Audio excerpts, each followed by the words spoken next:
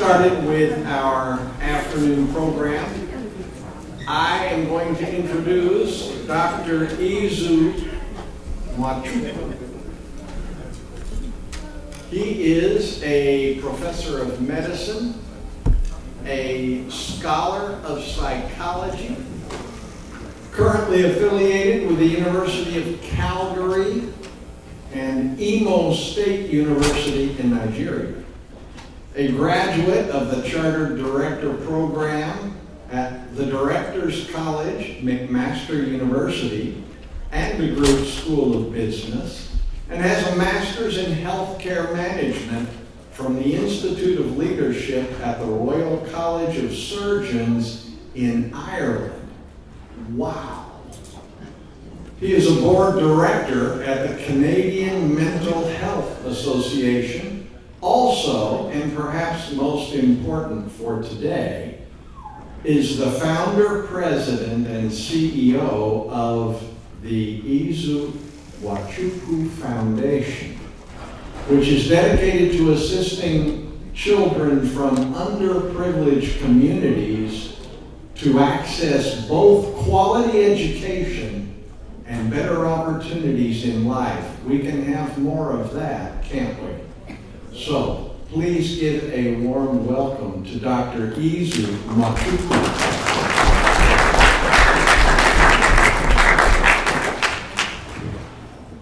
What AI cannot do does not exist. What? What AI cannot do. So, Chris must have picked up a few things. Well, thank you very much for that kind introduction. The Lordship, Bishop Oji, and Grace, distinguished clergy, dear Christian brothers and sisters, I am indeed very highly honored to have yet another opportunity to share and to learn with you all at this year's Synod. I'm particularly grateful to Bishop Oji for continuing to recognize and prioritize both our physical and mental health and well-being as highly complementary to his primary role of nurturing us spiritually in his diocese. So our talk today is going to be in two parts. The very first is what we're saying. It's going to be focused on mental health, specifically on the concepts of mindset and mental stress in the lives of a Christian. The second part that will follow right away will be on physical health and focus on three of the major cancers that we see in our community. So it is my hope that we'll have some time. I like interactive sessions, so hopefully we'll have enough time to take some questions as we go along. But certainly after the presentation, so we can clarify any key concepts for people. So, beginning with the end in mind, at the end of the presentation, I hope I will help us to understand the biblical foundations of Christian mindset and how it shapes our thoughts, our behaviors, and our emotional resilience.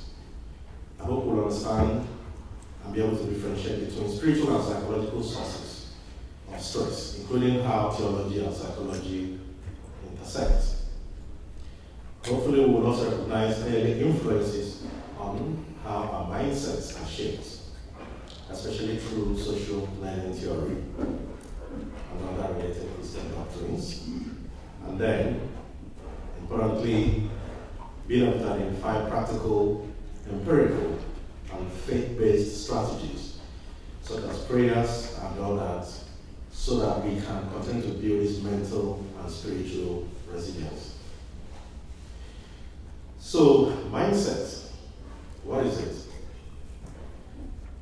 Through the presentation, we'll look at mindset and the experience of mental stress in the life of a Christian, which can sometimes manifest, we'll talk about mental stress in ways that are very, very unique and subtly different from what you see in the secular world.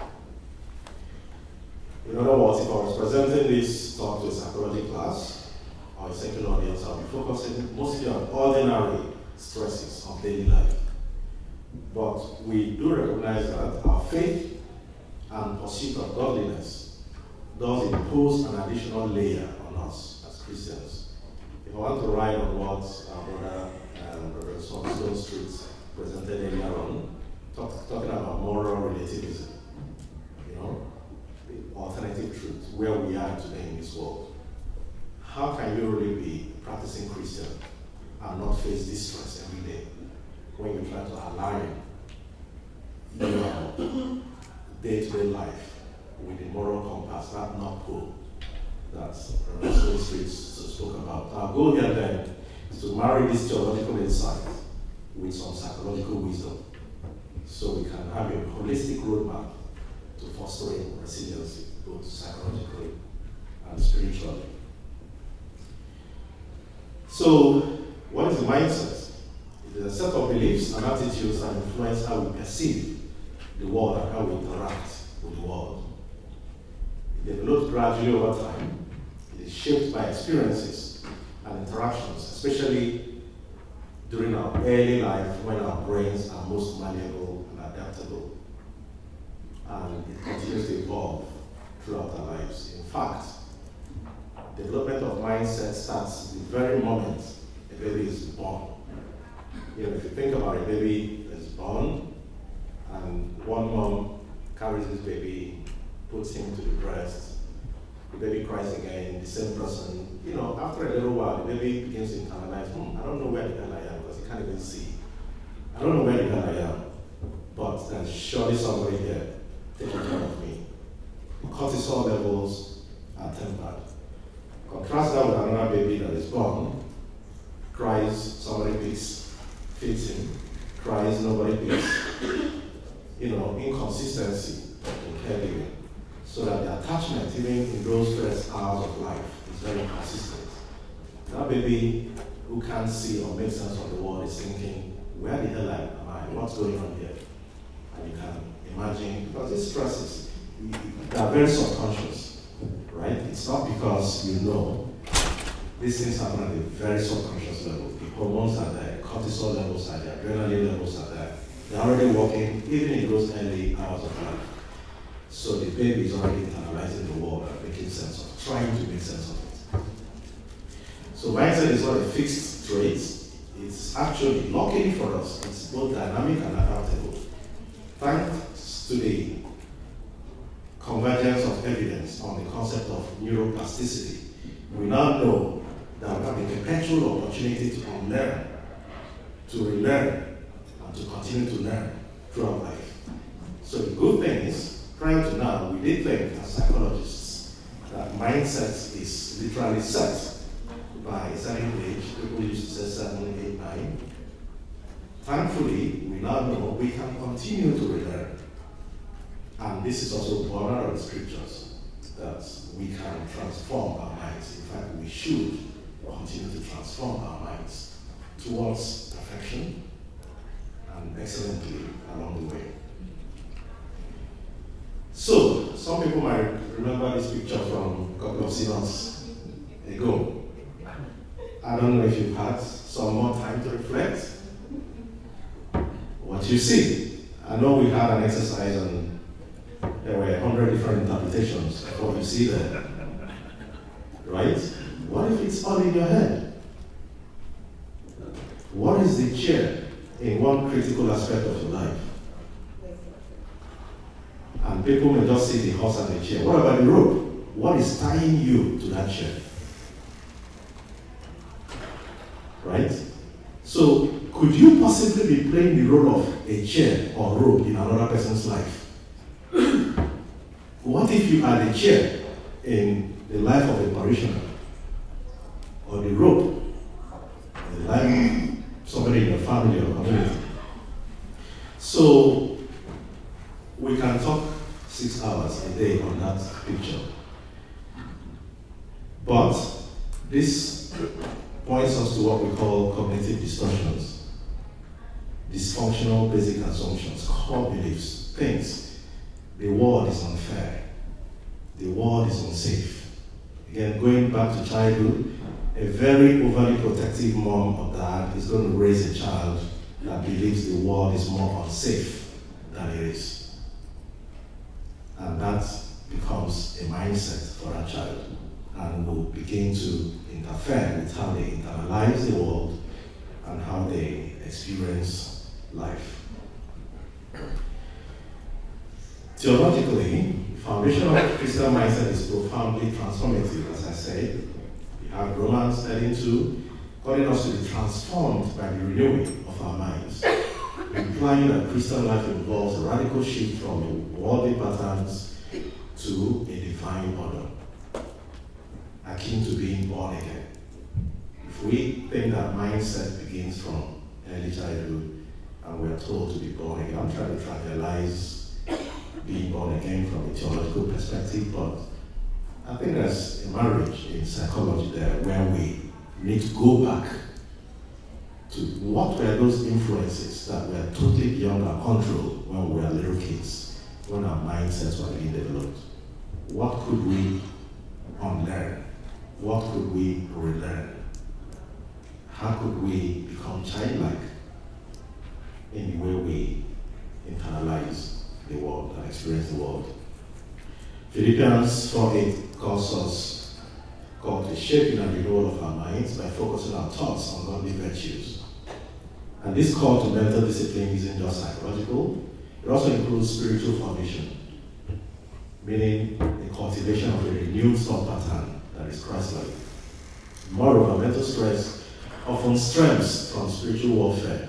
2 Corinthians 10:5 reminding us that we have to demolish arguments and every presentation that sets itself up against the knowledge of God, and to take every thought captive to Christ. Many Christians will maybe sometimes think you can feel peaceful. You should always be peaceful because you're a Christian. But the Bible shows us something different. We have people like Elijah, David, and all that. We know those stories, I won't rehash them. But then mental stress isn't just about feeling nervous. It can show up even as physical symptoms like sleeplessness, headaches, sadness, worry, and even feeling far from God. So these are real struggles, not signs of weak faith. When we see it as signs of weak faith, we begin to entrench that stigma that drives people suffering from these challenges even deeper underground. So hopefully through this talk we'll understand how we can navigate through these times of mental and emotional distress, and we'll see how prayer, community, and medical care can come together and work together to help us attain that resilience. So in the Christian life, mental stress cannot be fully understood without recognizing that nuanced interplay between psychology and spirituality. Christians will feel the dual challenge, both mental health issues, which as normals, I always say 1 in 4 of us will suffer from a mental health disorder at some point in our lives, or 2 already suffer. So if you look around you and the 3 people next to you have no mental health issues, please see me after this presentation. Please. Okay. So a key issue though is distinguishing between clinical conditions like depression or anxiety disorders from stressors that are rooted in spiritual misunderstanding, the guilt of sin, the whole idea of misalignment between your perception of your godliness and faith practices with your real self and your real world. Again, Reverend Stoltry talked about the things we have to contend with in the secular world of today. And if you're a Christian and those things don't cause you dissonance and moral distress, then there's something wrong, as we know. So the faith-based response do lead to inner conflict that are unique to us as Christians, much more than people in the secular world. So what are some of the signs of mental stress? I apologize for the very busy slide, but I've put some key features out in bold, just for emphasis. So pervasive sadness, self-reproach, guilt feelings, social withdrawal, sleep problems, inability to concentrate, indecisiveness, irritability, undue anger, unexplained behavioral changes.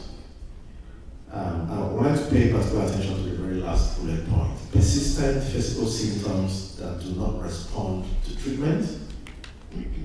Sometimes it's negative, it's headaches, it is digestive system disorders or issues, chronic pain, and sometimes a combination of these. When stress becomes chronic, when we start living in chronic stress, it triggers these challenges in our hormonal systems, cortisol particularly and adrenaline. And when these two hormones are chronically elevated, you have excess amount of inflammation. And inflammation is the underlying biochemical challenge on practically every major illness that you can think of. So whether it's increased risk of heart disease and stroke and weight gain, especially around the abdomen, diabetes, and in extreme cases, people begin to take substances, drugs and alcohol, gambling, pornography, and then marital problems. So social problems arise from these as well when they become chronically so. We need to be careful not to over-spiritualize these things. Otherwise, we again propagate stigma that only serves to perpetuate the suffering of mental health issues in Christians. And as we know, Scripture doesn't shy away from emotional and psychological turmoil in some of the key players in the Bible. So Elijah, we know the story. We'll talk about David and the Psalms. We know Job, extended suffering, and all that. So these biblical narratives are mirrored in modern testimonies of believers who endure mental illness and deep stress. So let us not over-spiritualize mental health challenges. Let us be vigilant, let us seek them out, let us support people empirically and through our faith-based approaches. So what about coping mechanisms and other spiritual disciplines? So, luckily for us in Christian tradition, we have very deep-rooted practices that serve not only as spiritual disciplines, but also therapeutic interventions. I like to say that the most potent antidepressant I know from 30 years practicing psychiatry is praise and worship. The incidence of depression and suicides in the third world in Nigeria that I know for sure will be like 80%. But people go to church every Sunday, they sing, they dance, they commit their challenges, throw it onto God, and go home with hope. And I can tell you that as a psychiatrist, the most important thing I do is to instill hope. When I prescribe antidepressants or antipsychotics or refer my patients to counseling, they are going home, most importantly, with the hope that I've been able to instill in them that things will be different, things will be better. So, this is where psychology and theology come together. If we are not instilling hope, then we're getting it all wrong. So whatever we do, we must instill hope. So prayers it's a ritual for us, but it is very highly therapeutic. Not just spiritually, but also physically. Meditation on scripture similarly fosters mindfulness. We can talk on mindfulness forever, but I can tell you, I have this habit of scanning my environment, right? So when I know the Lord Bishop was speaking and told us to stand and sit, because as a veteran teacher, he's looked around and he's seen the concentration levels waning, right? So we have become very impatient as human nature, as a human species. Instant gratification, very, very low attention span. In a very little time, people are looking at their phones, people are getting on, people are walking. It is just who we have become over time. So, mindfulness, grounding ourselves, being in the presence. Think about your parishioners coming to church. They don't leave their troubles at the door and come in. They're sitting there, they're worried about their son going back to school, their work, their everything. So what effort do we intentionally make to ground them, to put them in the room, and to keep them in the room? Right? Rather than just talking and saying all the right things, but it getting lost. So something like anything we do to perpetuate that practice of mindfulness through meditation would help us and our parishioners. Then, of course, beyond the personal communities of prayer plays a critical role. The church must provide a space of acceptance and accountability where believers can bear one another's burdens. So Christian counseling is something I hope we can begin. We already talked about that today, but I think that was from a pastoral point of view. So maybe that is something some of us will have to be called to. Maybe the diocese might want to create a faculty or a section for that. But we should have Christian counselors who would offer that vital bridge between spiritual completion and psychological wellness. Because faith-based therapy does integrate biblical principles with evidence-based clinical methods. When I see patients, I practice very eclectically. I bring psychology, I bring religion, I bring theology, I bring philosophy, I bring everything. And I bring my lived experience coming from very humble backgrounds in Africa and going through difficulties growing up and all that. I bring all that in. And this is not about self-aggrandizement but I know I do live a profound kind of experience for a lot of patients that I see by pulling all this together. But that is in a psychiatric clinic, in a psychology class. There is room for us to do that also in our churches and worship centers. So, trying to fly through this slide because we have to do physical health as well. So, I'm trying to put a summary of empirical treatment approaches for mental stress. We have spiritual practices that are foundational, but then there are empirical treatment approaches too that offer structured, research-backed pathways for addressing mental stress. So, don't let people like me be run out of job. Don't tell your parishioners that everything can be solved through prayers. Yes, prayers are very important, praise and worship very important, but there is a place for empirical treatments as well. They are backed by evidence, whether it's medications, counseling like cognitive behavioral therapy. These are very gold standard for targeting those dysfunctional thinking and core beliefs that I talked about, the chair and the rope.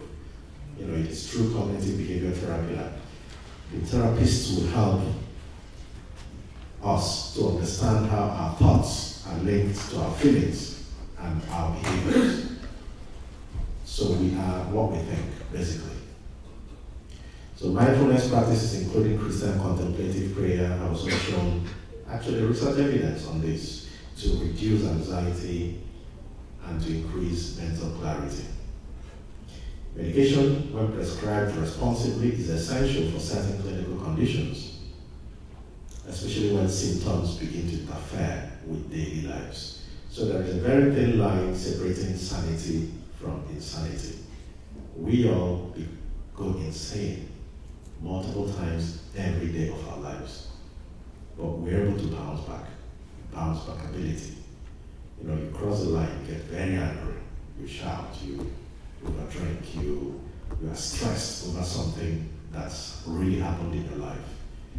You're overly stressed, but you bounce back, right? But when you're not able to bounce back easily, and especially when that begins to interfere in your day-to-day life functioning, then there is a mental health issue, classical, and that has to be treated. And oftentimes, medications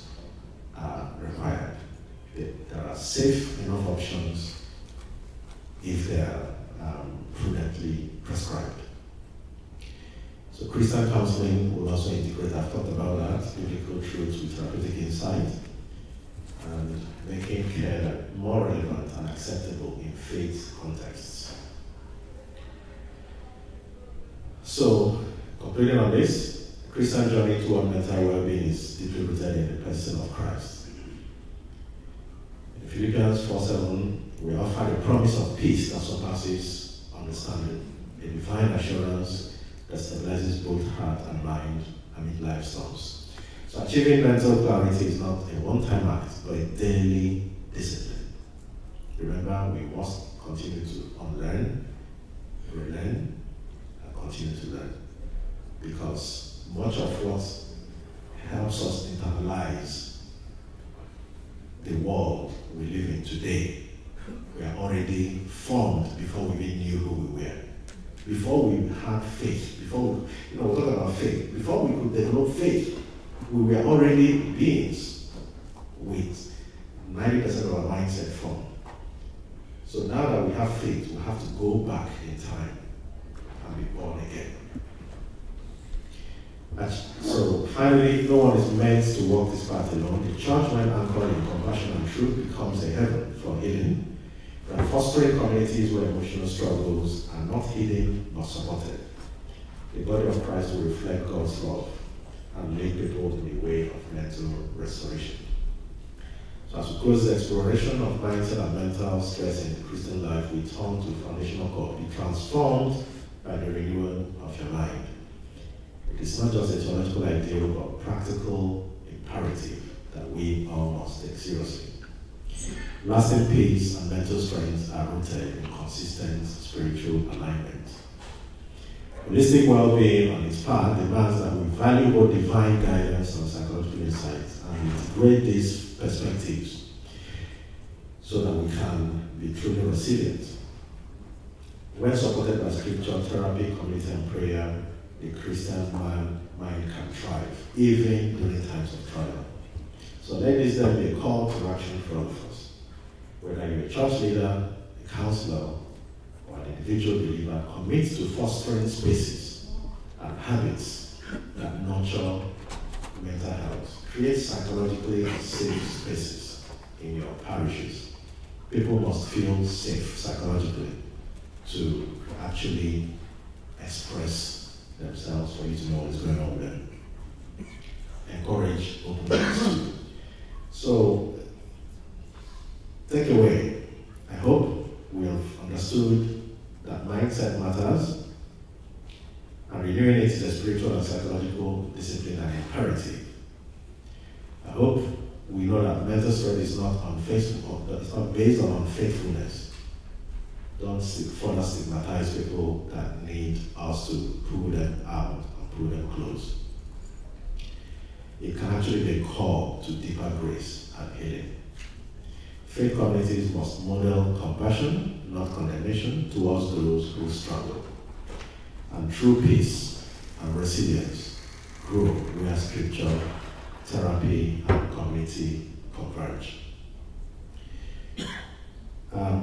I would maybe take a couple questions and switch quickly to physical health. How are we doing? Bishop Silly? How are we doing with time? We're good. We're good, okay. So we can take some questions on this before we switch to physical health then. Mental stress, yeah. Now, you did address cognitive behavioral therapy, but when and how would you discern maybe the need for trauma-informed care? Because you're going to deal with people with different issues that they bring forward. Yeah. So trauma is something that's becoming coming to the forefront eventually and thankfully. For many years, people didn't pay enough attention to trauma. And currently, the most recent research paper I worked on had to do with trauma, looking at the incidents, how people who came into psychiatric hospitals for care, now developed trauma and stress symptoms that were not there before, just by coming to psychiatric treatment. So yes, there is trauma in the background of much of mental stress. And unfortunately, even in the course of treating people, we further traumatize them sometimes. So every treatment has to be trauma-informed. The environment we treat people have to be trauma-informed. But again, this is not a psychology class or a medical classroom. This is the diocese, this is the church. Our churches and worship communities have to be trauma-informed. As church leaders, we need to be culturally, it's already been talked about today, cultural sensitivity, cultural humility. Every encounter you have with a parishioner has a cross-cultural component to it. Even if I was a priest and I'm treating a male person from Nigeria, the person may not be from the southeast of Nigeria with me. Even if they were, I am a physician. I have power and privilege. So already that causes a cultural gradient. So every encounter you have, even in the church setting, would have some degree of cultural gradient to it. And we must be very careful about that in how we nurture our parishioners. But long answer to your question, yes, there is cognitive behavioral therapy, but it has to be trauma-informed. It's not just trauma therapy itself, which some people who've gone through some horrific experiences, whether it's sexual violence or war and all that, must go through, but even the basic treatment we give to the average person must be trauma-informed. It means we must be careful about things that could induce further experience of trauma, even in that therapeutic setting. I don't know if that helps. No, that's good. Thank you. Thank you. Right, yes. Doctor, I'm wondering, your fellow Canadian, Gabor Megi, has written books about trauma, the myth of normal, and hungry ghosts. Would you recommend those, or do you feel he overstates on trauma?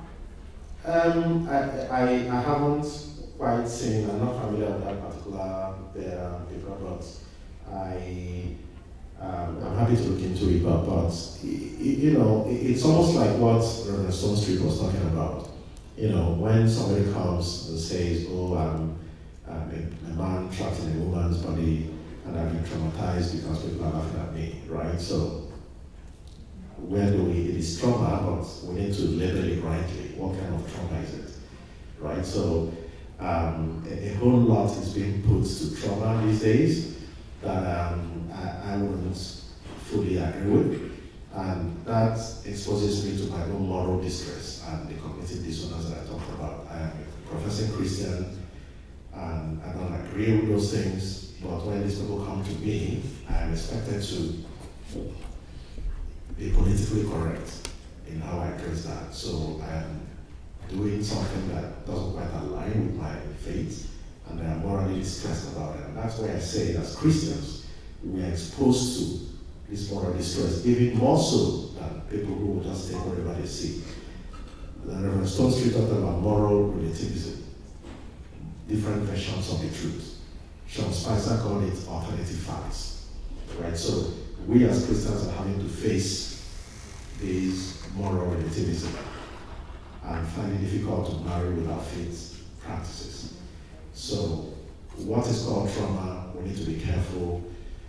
So yes, I don't know this particular author, but so many people have overstated trauma, for sure, yes. Yes, ma'am.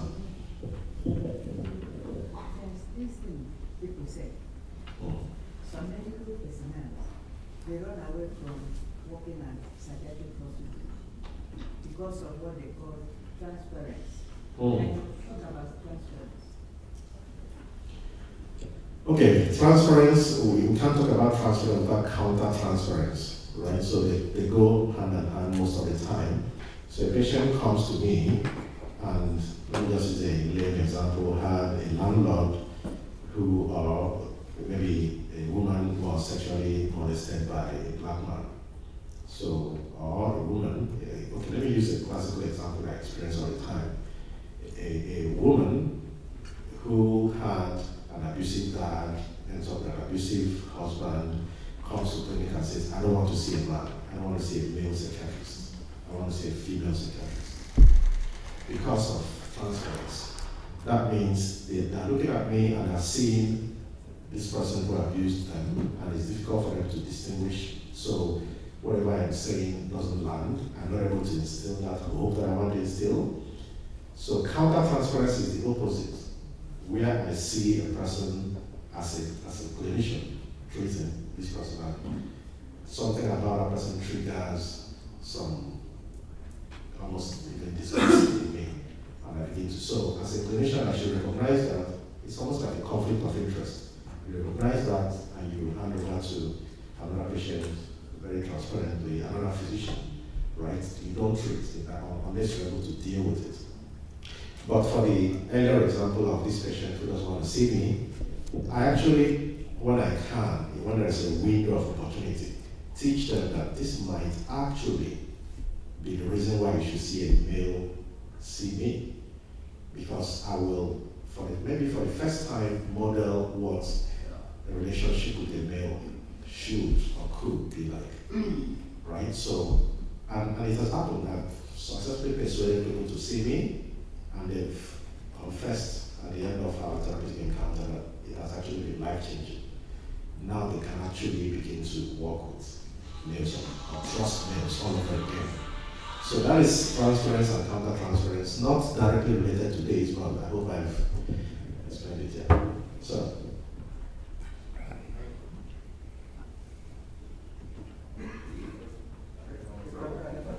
My question is from one of your last slides, where you talked about convergence.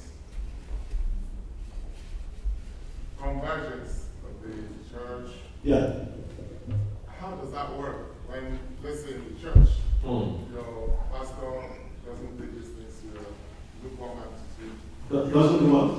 Take the serious of mental stress. I mean, the cases of mental stress seriously, like when you want to handle it in the church and it doesn't work. How does it compare? Do you now go and like have an appointment with a psychiatrist? There should be some kind of synergy between the church, people like you, and if you can use that slide that talked about it. Yeah, I'm actually struck. My screen is stuck here. If anybody's happy with this, please come on. Okay, you remember what I'm talking about? Yeah, I understand. So how practically, how does that conversion start? Yeah, so we are churches. We can't really take on secular treatments, but the hope of this is that we as church leaders begin to recognize that mental distress, moral distress occurs.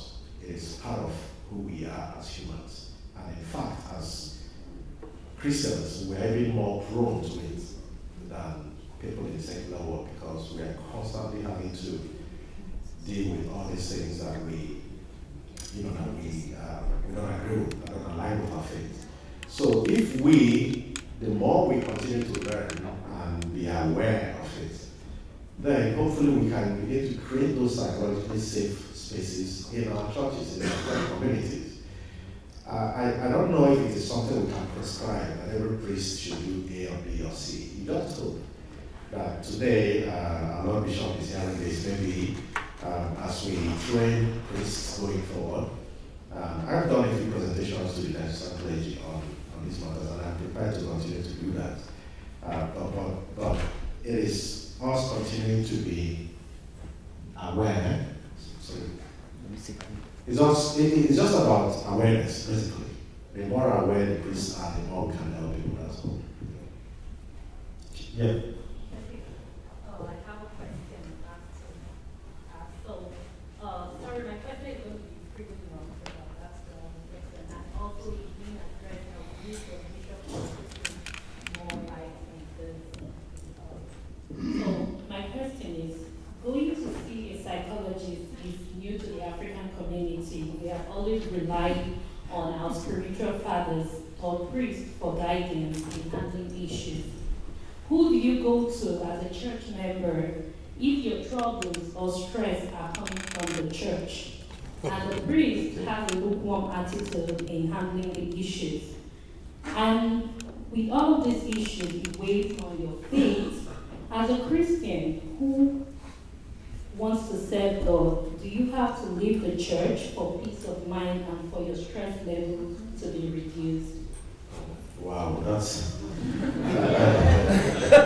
I hope that is not coming from the personal experience of anybody here. But sadly, that is the reality. And if I must confess, I don't know if my Lord Bishop would let me say this, but I have been there.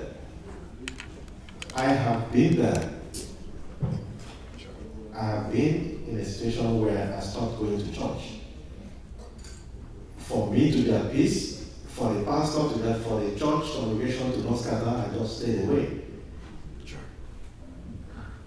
Sadly, that is the reality. Right? So, but I take solace, and you see, I listened to Reverend Solskjaer, I don't know how many times I've referenced him today. Perfection and excellence. You know, we must just be patient with each other. Let the perfect not become the enemy of the good. You know, when we see good, sometimes good is good enough, we cherish it and we correct each other in love. But the specific question you asked is a very difficult one, but that is where that parishioner should reach out. Hopefully there is a high authority, an Anglican, somebody in the diocese that can be contacted, maybe me. One of the things I wanted to call today was for us to have the assistant medical director, but I don't have any medical team with me in the diocese. But if we had a few people across the diocese that will form a team with me, then maybe such a person can reach out to us and we can guide them in the spiritual way and also guide them in the empirical way to get out. But if such a thing is happening, it is very, very serious. And hopefully there will be proper channels within the church hierarchy to address it. Okay, one more and I'll switch. Thank you, sir. Wonderful presentation. I will respond to this question that she asked, number one. Number two, I also want to say not every priest that went to theological college or seminary is a trained therapist. Or counselor. Or counselors. I want us to get that very clear. If you have a problem that needs a therapist, go see one. Please. Mental health is real. We deal with that every day. Number two, there are certain things prayer and fasting will do. Ecclesiastes says, be not over the righteous, but destroy yourself. So my encouragement is this: what you need to seek help for, go to the right people to seek help from them. The answer to the question is this: if a thing like that is happening, the first thing I would recommend, as a licensed graduate professional counselor, is separation. Separate yourself from that environment. Number one. Number two, seek for professional help. That would be my recommendation. I'm not saying run away from the churches. I'm not saying that, but separate yourself from that environment. Again, if the environment is toxic for you, there is no way you can receive the blessings that you're supposed to receive from that part. Okay. That would be my recommendation. Thank you, sir. Thank you. The Chancellor, do you want to talk on that? You can do it, but Just 1 second. The diocese has a policy on abuse. You're not just sitting down there and allowing your priest or someone to abuse you. Every church is supposed to have an intake or report taker. And in the diocese, we have a report taker. If you face abuse, it may not be abuse, it may be that you don't like the way the priest is talking. That's not abuse. But if you face abuse, please report it. Don't walk away from the church because we have a policy on abuse. Thank you, Chancellor. Any burning? Maybe it's my faulty hearing, but I'm trying to understand. But I'm drawing a conclusion, I'm not sure it's correct. I'm feeling like that the lack of mindfulness is is aligned with the decline of cultural society issues becoming crises. Am I hearing right, or is my hearing really wonkered? Yeah, you're hearing mostly right. So the mindfulness, if I think us 100 years ago, there was no gym, maybe in San Antonio, because people walked around everywhere. People, when you want to grind your tomatoes, you crushed it. We were very physical, right? Similarly, 100 years ago, you experienced the world based on your five senses, what your five senses were perceiving in the moment. But now we will know what is happening in India in a second if you look at your phone, right? So we have become very distracted. Our attention span has waned to seconds. TikTok. Should be a refocus. Right? So refocusing is very important. So the lack of mindfulness is a big part. We can't even listen, hear each other out. We interrupt. We tune out. Right? So it's a big part of the problem. It's not the only problem, but it's a very big part of it. Yeah. Okay. So, but I like what my brother said down there. Please, I'm not saying we're in church and we have to fix all our problems mentally. If you need a counselor, please go see a counselor. Part of this talk is to let us know there's nothing wrong in seeing a counselor, because we are humans, we're going to experience mental health issues or mental stress. And having mental stress doesn't mean you have a psychiatric disorder. Psychiatric disorder is only clarified when it is persistent and it is beginning to affect your day-to-day life. Most of us here have mental stresses, but we're not psychiatrically ill. So let's be very clear about that. If you need that help, please go seek help from the right places. That caveat is particularly important because I'm going to be talking about cancers, and I am not an oncologist. Please see your family doctor if you have any personal questions about anything we're going to talk about here. Please, I need to make that very, very clear. I'm a psychiatrist, I'm not an oncologist. So we did calls to care about mental health and stress. Now we're doing calls to care about major adult cancers. Specifically, we're going to be talking about prostate cancer, breast cancer, and colorectal cancer. I'm going to fly through this again. The idea is not for you to teach and learn the rudiments of these things. It is to be aware that they happen and to know to seek help. And for us as leaders in the church, to be vigilant and to support anybody who's going through these things in our communities. So this is more like raising awareness, not teaching you about cancers. So we'll talk about prostate, breast, and colorectal in that order. I will fly through the slides and we can just take questions on very practical things. So prostate cancer remains a major health issue across North America. Statistics show this a leading cancer diagnosis for men in both the US and Canada. So this presentation aims to bridge medical insight with pastoral responsibility and enabling our faith leaders to champion awareness and action. So in Canada, 2024, 28,000 men were diagnosed and 5,000 deaths. In the United States, almost 200,000 men annually with an estimated 35,000 deaths. So as faith-based leaders, we must recognize that we are uniquely positioned to influence health behaviors and create compassionate environments that support those facing prostate challenges. A little bit about prostate for men. If you look at this, we talk about prostate for men, breast for women, colorectal for both of us, all of us, right? So prostate gland is walnuts. You know the fruits of the walnuts? That's how it's shaped. What I wanted to do today was to come with an orange and pierce it with a straw to illustrate how anatomically the prostate gland has a urethra, the tube through which our urine comes out, passing through the men, right?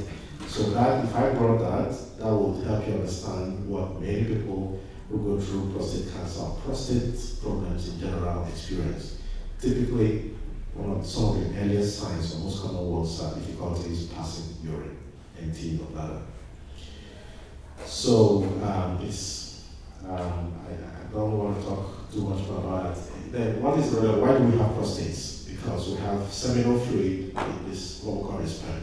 So the seminal fluid, the semen that we men produce, has sperm and seminal fluid. So prostate gland produces that seminal fluid. That's what it does, and it's very, very important for procreation and intimacy. So, common problems. I know the focus today is prostate cancer, but there is benign prostatic hyperplasia. Very, very common. It is not cancerous. It just means that the prostate gland is enlarged, and it is very prevalent in aging men from age of 40 up, but especially from age of 50 up. And the most important thing about it is it causes obstruction of the urine. I have to say something now. I don't know who this person is, so I feel confident in saying it. I went to the washroom. I was in one of the stalls. Somebody was peeing on the urinals. I didn't see who this person is. But the strain that I thought I heard for somebody peeing told me that 9 out of 10 probability that person has a prostate issue. I don't know who that person is yet. Just from hearing how this person was peeing, a little bit of a grunt and strain, I could tell. Very high likelihood this person. So that's how common, how prevalent it is, and how easy it is to detect. I didn't see this person. So that's benign prostatic hypertrophy. It's not cancerous, it's treatable. We yank off the prostate or cut it, reduce it in size, and the person is good to go. There is prostatitis. Prostatitis is inflammation, chronic inflammation of the prostate. People pick up urine infections, sexually transmitted infections from early life, and over time, it is usually not detectable because it's not a dramatic STD that you notice and go through it.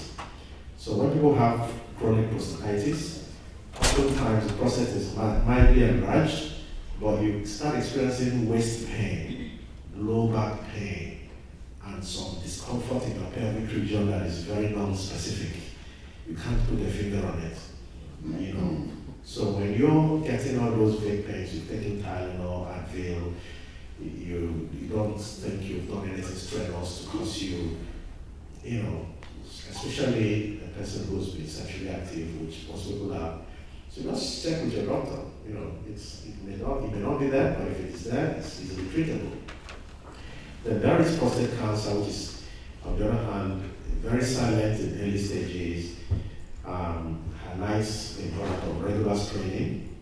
It's important to state that as common as it is, generally amongst men, Afro-Caribbean men are particularly at risk. 1 in 8 of us.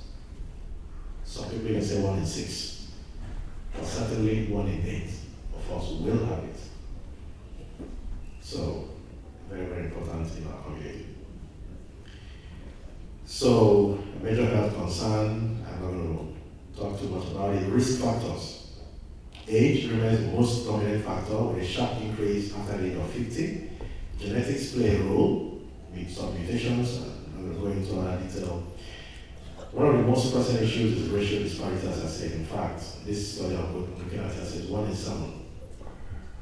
And apart from the 1 in 7, 2 times more likely to die from prostate cancer than white male. So, for a fellow black male here, please, this is something we must take very, very, very seriously. Often begins very silently, as I say. Early stages, early stages of it mostly is urinal. You either notice the weakness of your urine stream, the urine stream becomes weak. You can't shit a fly. You know? Yeah, that's what we are talking about. You can't shoot a fly, right? Your pee, normally you sprain your abdomen and the pee go, whoo, you can almost play with it, you know. But when your process is enlarged, you find that pressure is not, so something is blocking it, right? So, weak stream, then you go to pee, there's more urine left, you go back again to pee, you know, within a short period of time and all that. And then terminal dribbling. You finish peeing and normally zzz, you go. But this time around, towards the end, dripping, you're there for another 2-3 minutes. You know, thinking of things. Come on, finish, and then you go, right? So, these are very common things you see, right? It is not diabetes if you're not drinking excessive water and all that. You know when if it's diabetes, right? So, but you start working on going frequently, not emptying your bladder, dripping, weak stream, all those things. When you see that, please look out. Systemic and sexual symptoms, I talked about pelvic pain, erectile dysfunction, blood in the urine. These actually will indicate that it is progressing fast. So when you see those, please be on the lookout.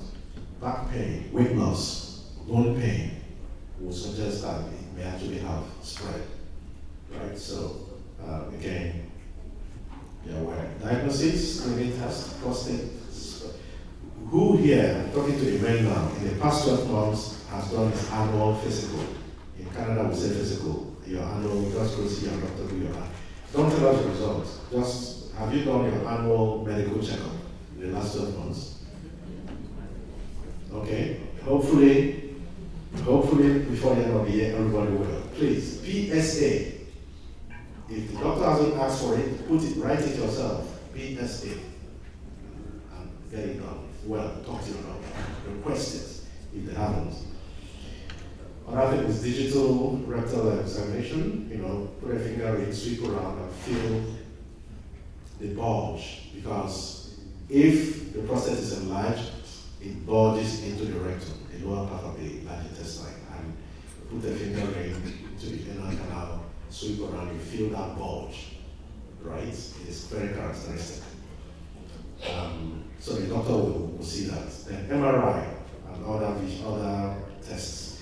And then tissue diagnosis, take a biopsy if needed. So management approaches, active surveillance, your doctor will do all that. I'm not here to teach you how to treat prostate cancer now. So all I want is be aware, be vigilant. As long as you're above 50, and most of us here are, and you're a man, please be vigilant. Your P. I described the washroom thing so that our wives here would know. When your husband is peeing and you hear please, when he comes back into the room, ask him when last he saw the doctor and if the PSA has been done. Please, very important. Erectile dysfunction and all those things. Again, women may be the first people to notice it. The man may feel I'm stressed, find many reasons why they're not, you know, but the woman is like, something is different. What's going on? You know, so all these things should prompt you to ask your husband to do the needful. The role of the church, health promotion, like we're doing today. Thank you, Bishop Baldi, for continuing to give me, on behalf of all of us, a platform to raise our awareness about physical and mental health issues. See what I do in my church. This question I ask it at every men fellowship meeting that I attend. Raise your hand. So guys, in fact, I advise the men fellowship executive, you know the way you have a register of dues. You've paid your annual dues, right? Everybody will have annual dues. Have a column for medical tests. You're not asking men to tell you the result of their test. We have to look after each other. Because if something happens to that person and he dies, we'll come together and bury him and cry. So, in your fellowship meeting, tick off a box. Joe Smith has done his medical. Yay, check it off.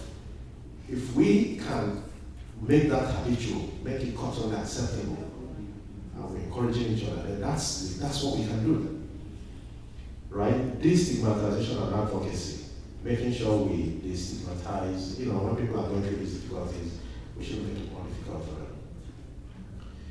Okay, again, summarizing, we're trying to empower faith leaders here, and we're doing a call for action. Breast cancer, flying through. Again, very common, very serious disease. It touches many families. Most common cancer in women around the world, and many in our church community may already know someone who has faced it or may face it in the future. And as a church, we are called not only to pray, but also to care in practical ways.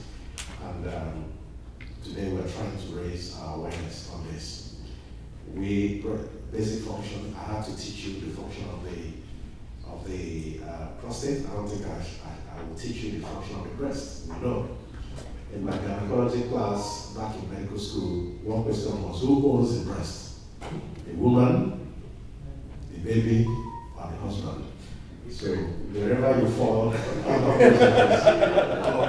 I think we know the functions of the breast. But there are changes that happen over time, as all of us here directly and indirectly can testify. Both men and women have breasts, so let's not forget that. Men also have breast cancer. It is very uncommon, but it is possible. So it's a growth that shouldn't be there. And again, talking about who owns the breast, it may be the man who's doing his due diligence that will even notice it first. And be the one, like your wife is listening to your pee, a man groping around in the dark can also be the first person to call the attention of the wife to say, hey, I felt something here that I never felt before. What is going on? So let's look out for one another. It can spread, and it is not always painful. So don't wait until you feel pain. Because it's not paining you, doesn't mean it wouldn't be dangerous. So let's be very vigilant about it. Who is at risk? Most women over 50. Age is the biggest risk factor, but many also have much of their age. It's family history. If your mom, sister, or daughter had breast cancer, your risk is higher. Other factors like weight gain, drinking alcohol, or exercising can raise risk, but not to that degree. Most people that have it have none of these risk factors. Look out for lump in the breast. Look out for changes in the shape of the skin. That's what we used to call pull the ranch. I was in Nigeria, and this is a French word, pull this skin of the orange. Pull the ranch, anybody who speaks French. You see that orange skin with its dimples right there? When you see that change on the skin of your breast, it could be sinister. So look out for changes on the skin and nipple area, very, very important, changes in the nipple area. Simple checks, simple breast check, do it yourself, ask your husband to help you, go to your doctor, and do your mammogram. Now, women, mammogram lasts 12 months.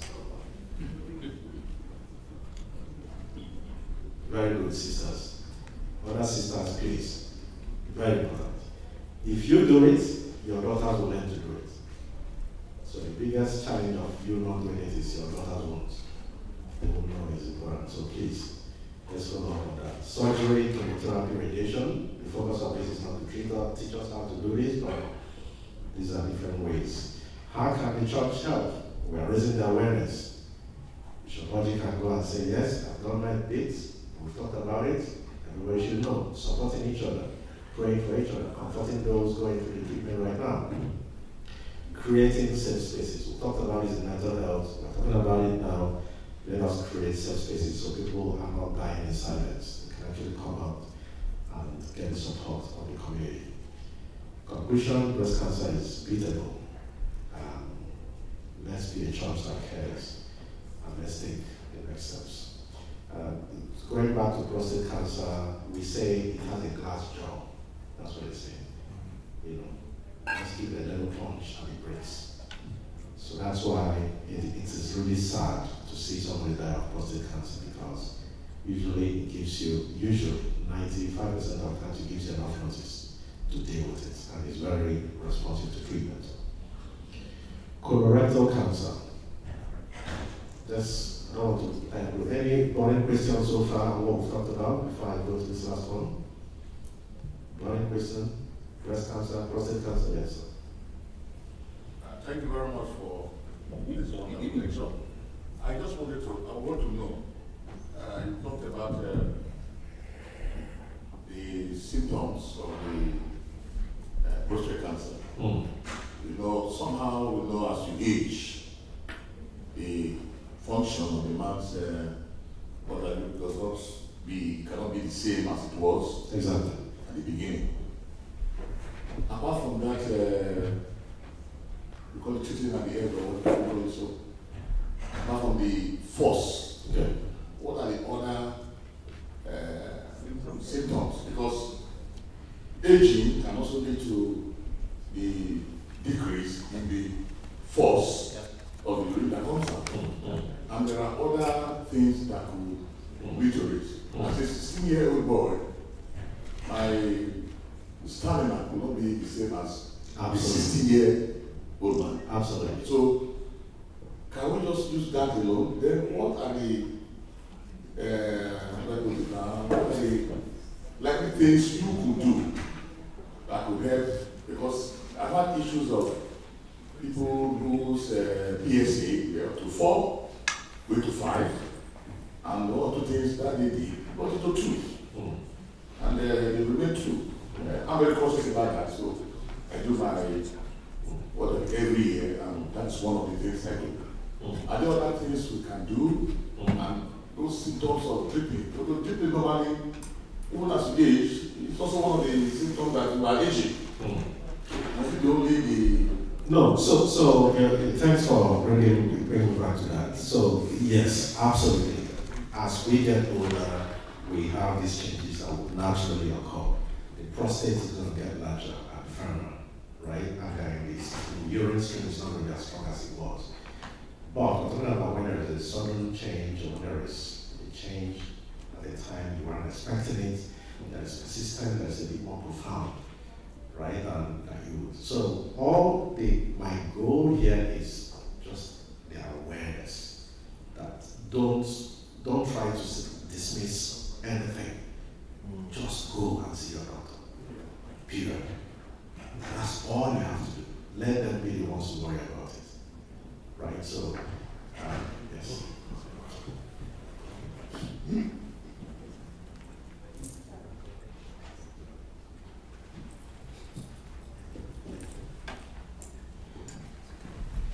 So let's fight through this.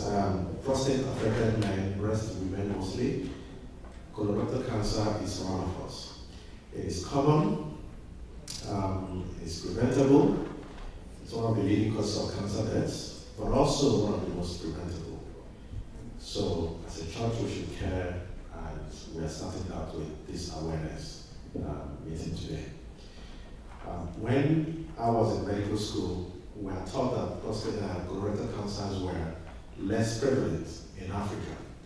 And one of the reasons they gave us then was, so essentially, you eat food and it goes through your intestine, small intestine and large intestine.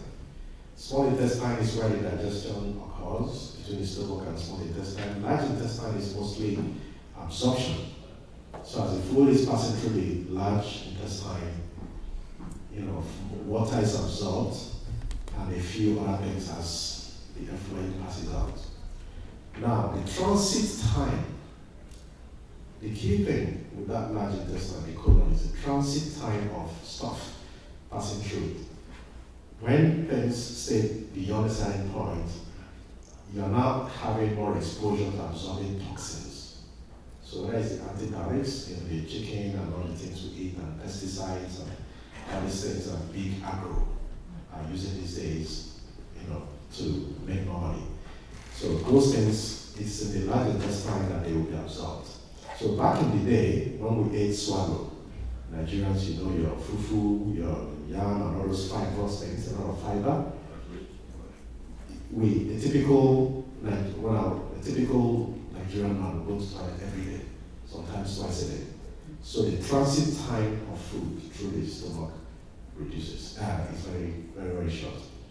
The more we adopt Western diet that is low in fiber, processed food and all that, our risk begins to approximate that of the environment we live in. Right? So transit time of food in our colon is very crucial. Eating fiber and things that help you to open your bowel regularly enough is very helpful in that sense. I think I've talked about the function of the colon. So it typically starts as polyps, small growth inside the lumen of the colon. Colon is really big and it's very elastic. Right? It's very, very elastic. So that is the danger.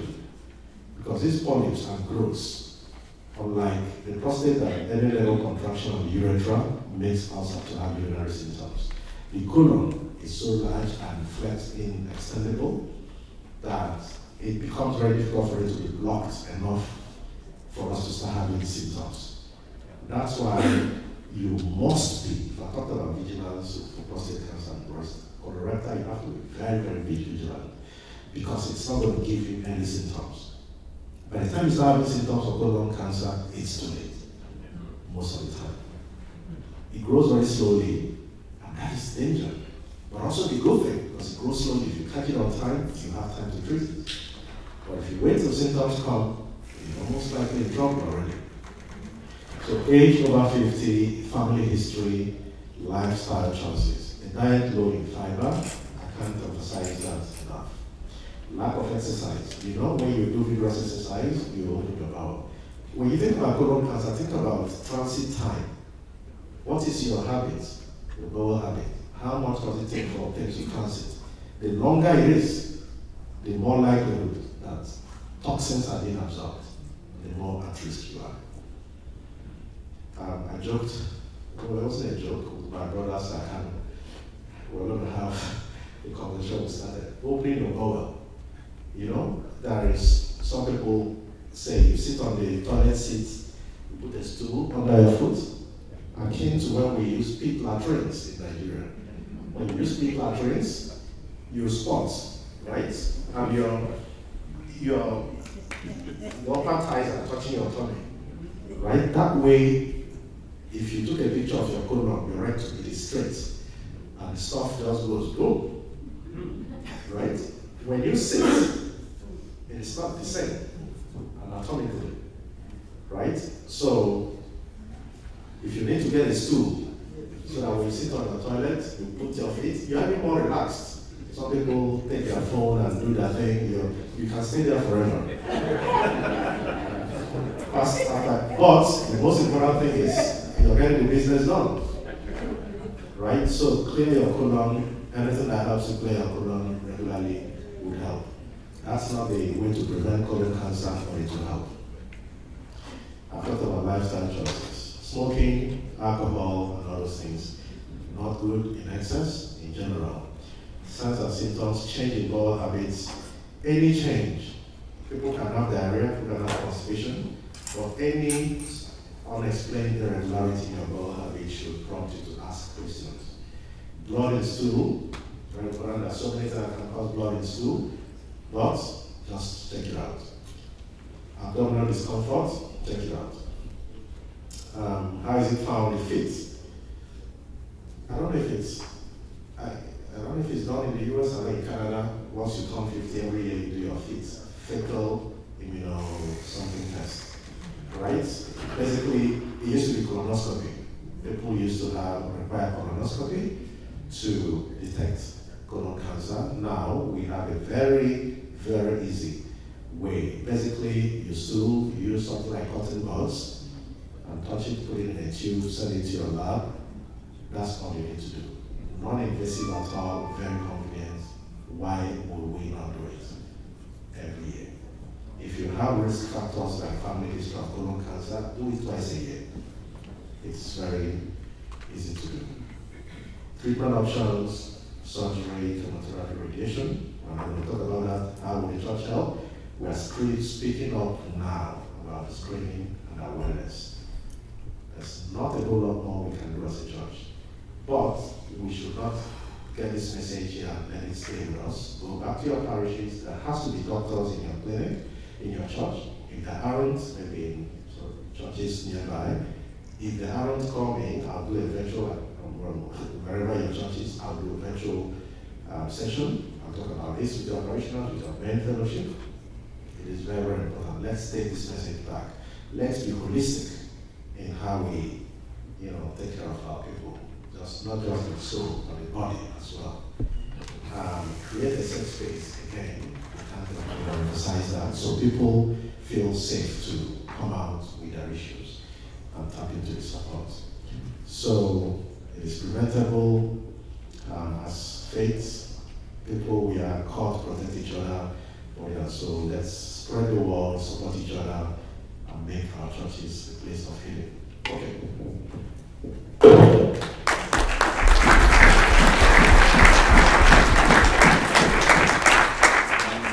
Thank you very much, Dr. Machu. I think there are several ways to pronounce that name. So I asked the expert himself and was given Wachu. Right? Okay, good. All right, thank you very much. I'm going to call our diocesan bishop, Felix Orji, up to moderate and or lead the discussion on liturgics, children's ministry, etc. And I will ask your indulgence at the very end for about 3 minutes, perhaps, to introduce our preacher for this evening's festal Eucharist. Thank you so much, Chancellor. I know we are all getting tired. I can feel it and I can see it. Please bear with us. We should be done by 4 o'clock this evening. It's likely we're not going to be able to do the panel discussion unless we decide to do that. So we may have to shift the panel discussion to tomorrow. But by then most of you would have gone. That's the problem. But thank you so much, Dr. Izu. Thank you, that was really, really good. Next time we make sure we allocate more time for questions.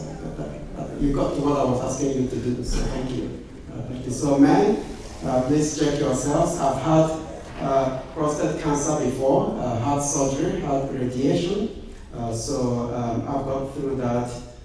Please don't go through it.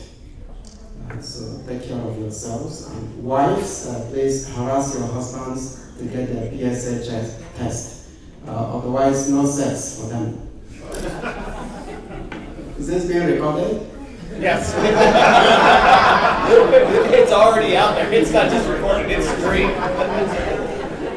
If they don't get their PSA test, no sex for them. That's the Episcopal directive. All right, a couple of things we're going to do. You have to be Nigerian to get away with that. So I'm Nigerian. Pauline Ozode, today is her birthday. I want us to sing happy birthday to Pauline. Where are you? Pauline, come up here and we're going to sing for you. And as Pauline comes, I want to recognize, for me, I love the U.S. military. I love them. I've had the Air Force in my church, in Olomogogo, and again at St. Francis, now Christ Church Cathedral in El Paso. So I want to recognize one of our guys who is a lieutenant colonel in the U.S. Army. He speaks French, speaks English, Farsi. Lieutenant Colonel Joe Perry, would you please come up here? Please let's recognize him.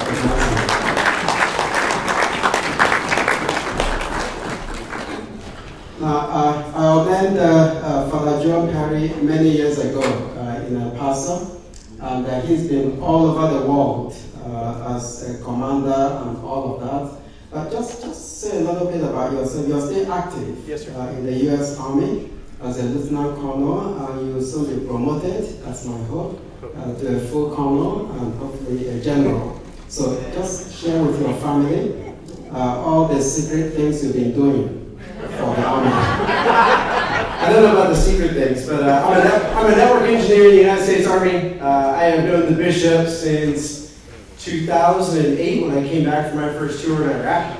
And I've been blessed to have him in my life since that time period. We were talking earlier about helping people through trauma and therapy. So the bishop was one of those when he was the rector at St. Francis who helped me through that.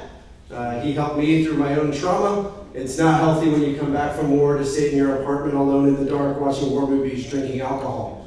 So he helped me through a very trying time in my life. And then I think it was in 2016 he ordained me as a priest over at what used to be St. Francis, now Christ Church. So I've been everywhere. I've lived all over the United States. I'm currently living in Oahu in the state of Hawaii. So a couple 1,000-mile flight to get here, but it was fun. It's worth it. So if you ever head out that way, just let me know. It's nice. Before that, I was in Kuwait for a year. What's known as unaccompanied permanent change of station. So I'm in cybersecurity, network, IT. Made that change over about the same time I was ordained as a priest. So went from being an armor officer, shooting tanks, shooting guns, to now shooting bits and taking care of the wire. So that's kind of what I do on a daily basis. And I'm also married to Bailey, formerly from El Paso, and we have 4 kids. So my wife and kids are currently at home because bringing a 6-year-old here would be a little bit difficult. But we got 4 kids, 14 to 6. And so we have a lot of fun moving around the world, and we'll see what God has in store next.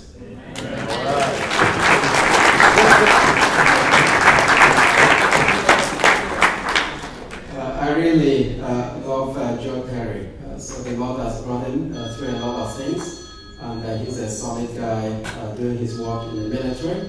So we do salute all the U.S. military. Thank you for the good work that you do. And this diocese is friendly and supportive of the U.S. military. Thank you. Okay, Pauline Ozode, are you 80 years old or something? Oh, 21, okay. All right, you cannot debate that, you know. So we leave that as it is. So we want to wish you a happy birthday. This is your family. You should be home. Celebrating, but you chose to be here. And I know how that feels. In fact, Bishop Scott, Sylvia, and I, and our wives, we know how that feels because every year, the Anglican Church in North America fixes their provincial meetings on Bishop Scott and Miriam's anniversary, wedding anniversary, June 19th, and Lillian and I, wedding anniversary, June 20th. We are out in hopeless Pittsburgh. Suffering. So we know how it feels. So we're going to celebrate it. And Michael Kelshaw, today is your wedding anniversary as well. And you're here. So we're going to pray for your marriage.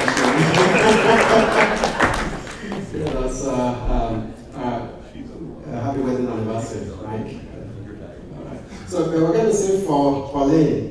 Who has a good voice, yeah? Happy birthday. Happy birthday to you. Happy birthday to you. Happy birthday, happy birthday. Happy birthday to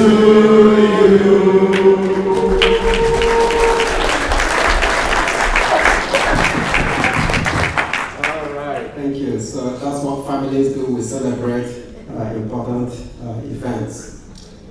Finally, I just want to recognize a couple of people that I forgot to recognize. One is Patty Branch. Patty Branch leads business task force. Patty, will you please stand? Patty Branch leads our business task force. She's been a really powerful businesswoman in El Paso, Mexico. So she leads our business task force. And finally, Sir Chicken Wosu is the bishop's emissary in Nigeria. Sir Chicken, will you please stand?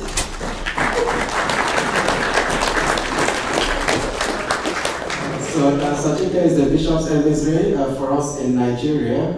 Coordinate things for me in Nigeria. Make sure all my flights are booked. Whenever I'm in Nigeria, and he's close to the primates, making sure that nothing goes bad. All right, so let me not say that. His father was a bishop as well, so he understands the terrain. So thank you so much, Sir Chikamosu, for what you've been doing for the diocese and for me particularly. Thank you.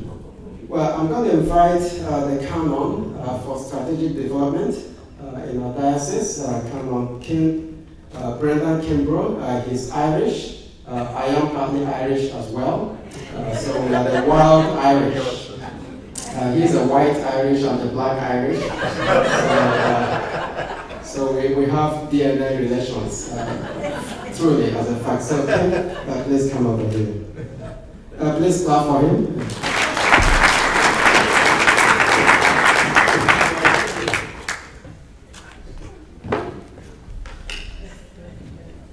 We just need to connect up here.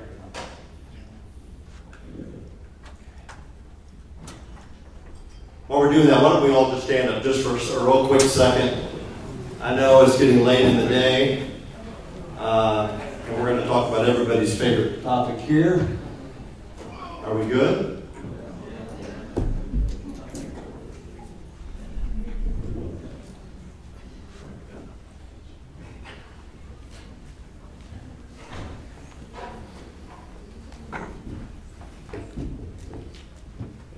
There we go. Okay. All right, you may please be seated. Thanks. I want to thank Bishop Felix for giving me an opportunity just to talk about strategic development. And this is not a comprehensive view at looking at this discipline. Really, my only aim here in talking about strategic development is for us to think about ways that we can actually use it as a tool, as a methodology to just organize ministry better and to advance the kingdom and give glory to God. And so I just want to cover this, that there's a clear value, actually. There's a biblical emphasis on planning.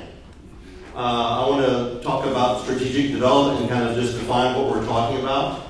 Look at planning. I'm sure there are many of you that have been in the corporate world or in small business and had to do something of this discipline yourself. But how does strategic planning, what does it look like in the secular world, or let's say in the business space, for profit, and what does it look like in a nonprofit? Then we're going to look at applying strategic development and strategic planning within a diocese, and then finally look at starting strategic development within ADAN. So what's our reality now just as a diocese? Right? I mean, we are still a very new diocese within the ACNA, aren't we? And since we're still new, there is, I think, a recognized need to plan our work with more specificity, even at the diocesan level. That can be lots of different things. That can be starting new initiatives. That can be implementing new processes to make our work organized better. It can be a lot of things. But also just the recognition that we have limited resources.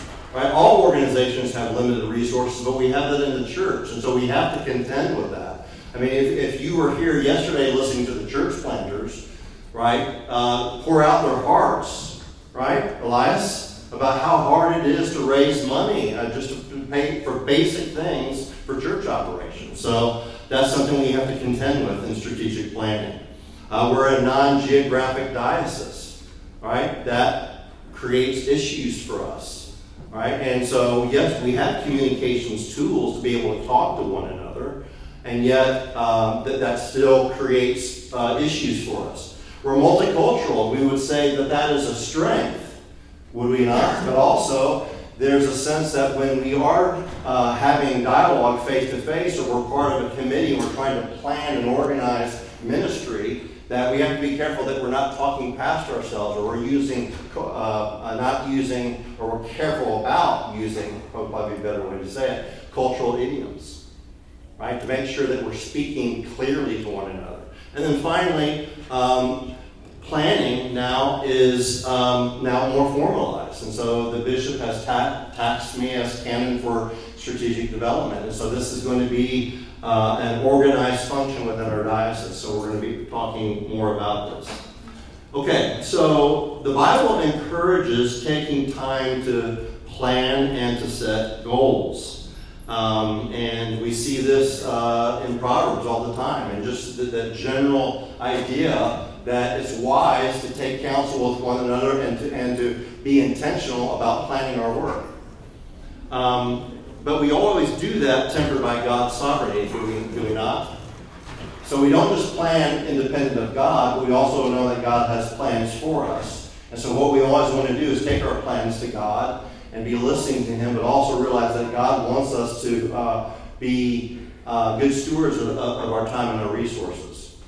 And so planning is a wise approach. The plans of the diligent lead to abundance, but everyone who is hasty comes only to poverty.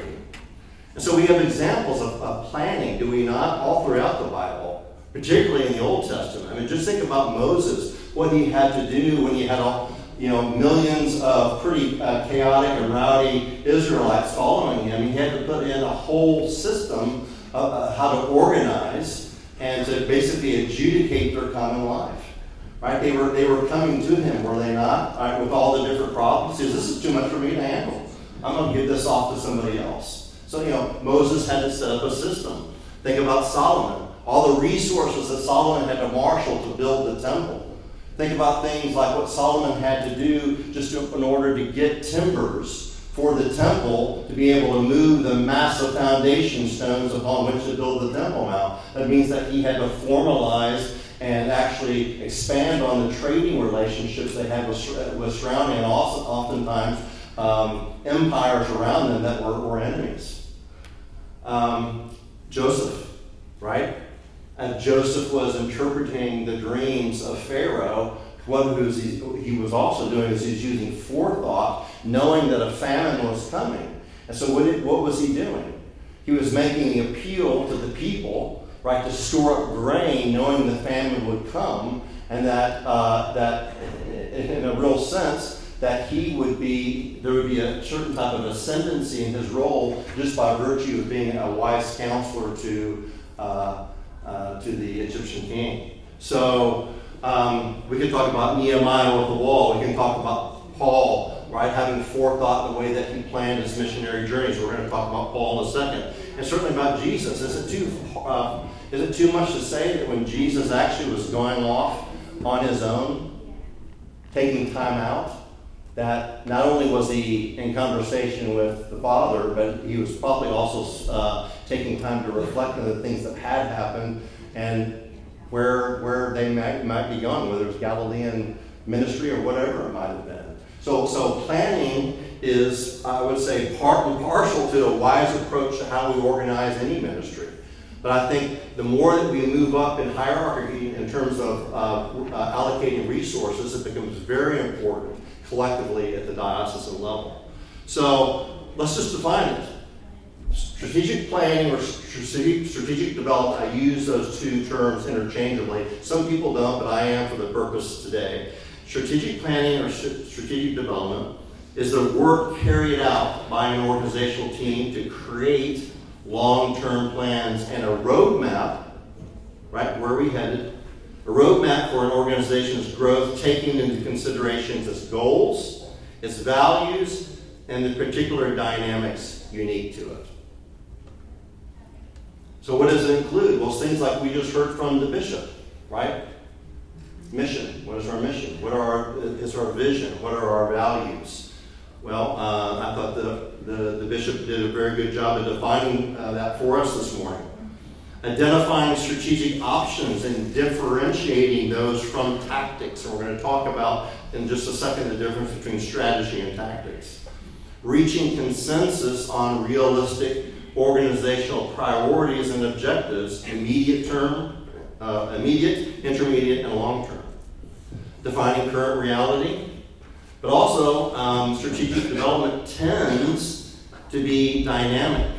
In other words, we have to have enough adaptability and flexibility within the church, whether it's at the parish level or whether it's at the diocesan level, to come back and revisit it. Because the biggest issues in starting a strategic development planning process is that it just becomes a plan that sits on a shelf and it collects dust and nobody ever revisits it.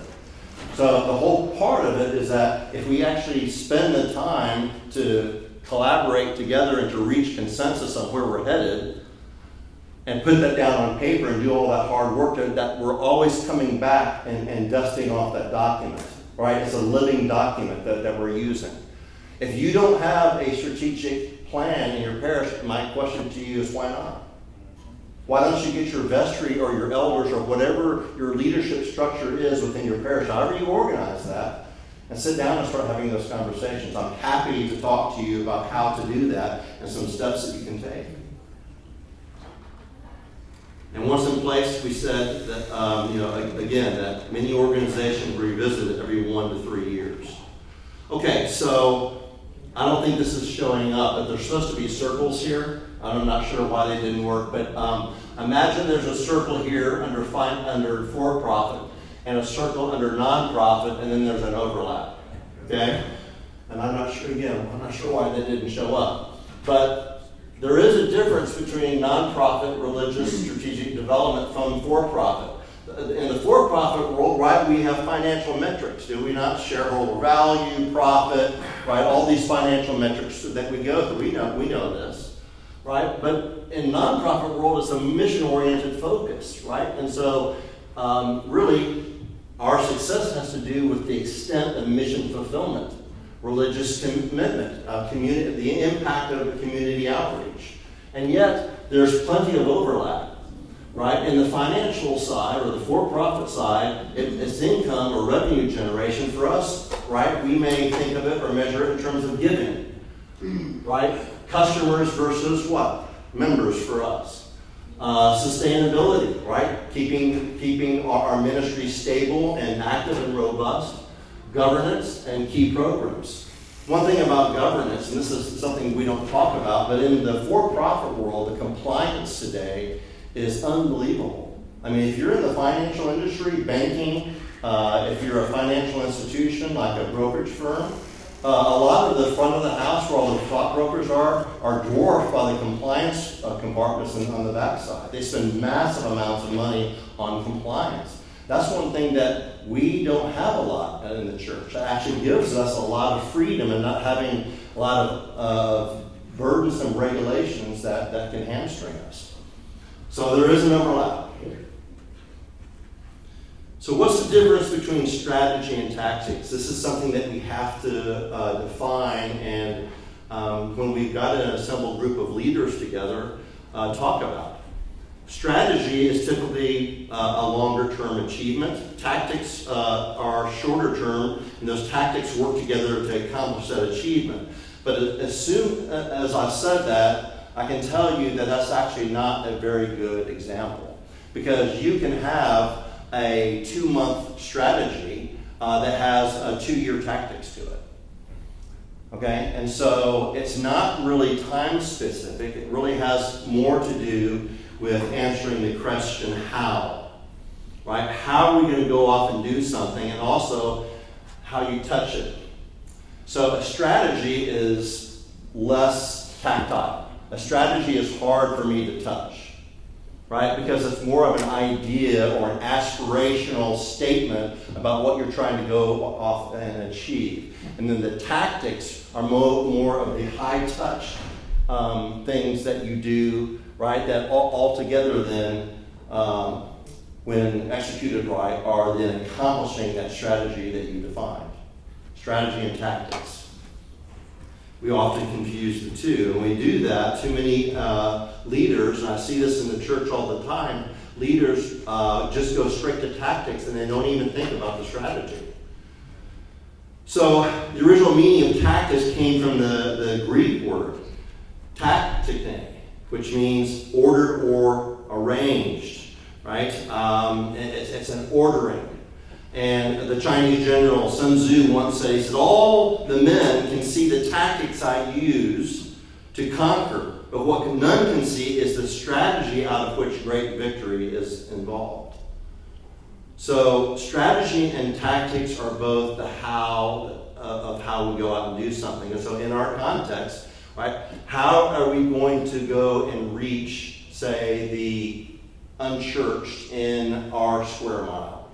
Right? Have we done things like cultural awareness, and have we exegeted our cultural backyard enough to be able to answer that question, how we're going to go do that? Strategy and tactics have more to do with how generally and how specifically. So strategy is the path that we take to go from where we are now to where we want to be in whatever time period is, 1 year, 2 years, 3 years. So let's just take a business example. So we want to sell more product, right?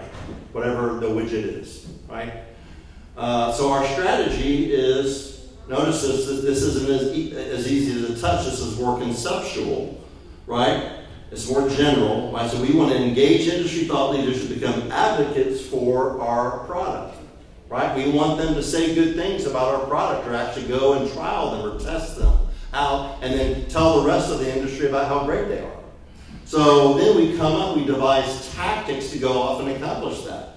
So what are we going to do? Well, some of the things we come up with are to write and send direct marketing letters, hold face-to-face meetings with thought leaders who maybe some of them are already customers, and so then we can develop talking points around our products and even test, right, a sample with a thought leader cohort, where we might go off and develop an iPad app that serves as a platform for testing, right, early product or early product release that includes positive reviews about the product. So you get the idea, right? Strategy and tactics. Okay? So let's use the Apostle Paul. But again, right, we use that rule of touch. If you can reach out and touch it, it's a tactic. If it's harder and impossible to touch, it's a strategy, right? Again, Sun Tzu, right? The rest of my military, my army, they can't see my strategy. They know my tactics because they are part of my tactics, but they can't see my strategy. So, how about Paul? What was Paul's strategy? Right? We see it in Acts, right? To extend the message of salvation in Jesus Christ to people everywhere, right? Acts 1:8, Jerusalem, Judea, Samaria, to the ends of the earth. It's a pretty good strategy.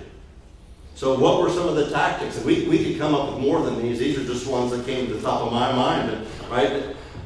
First of all, notice that where did Paul start out from? Was it Jerusalem? Was it did he go to his hometown of Tarsus? No. He was in Antioch. Right? Why? Because that's where the church was and the people who already knew him. And so he didn't need to go out to another group of people who didn't know him. Right? Or go to Damascus or somewhere. He started where the church was, he and Barnabas. And it was the church of Antioch that sent him out on the first missionary journey. Right? So that was a really good tactic to employ. What else did he do? He didn't travel alone. He wasn't a lone ranger. Matter of fact, he was traveling with a travel companion. Not only did Jesus send out the disciples 2 by 2, but what is a growing model for church planting today is to do dual church plants, where you've got 2 founding pastors that are working together.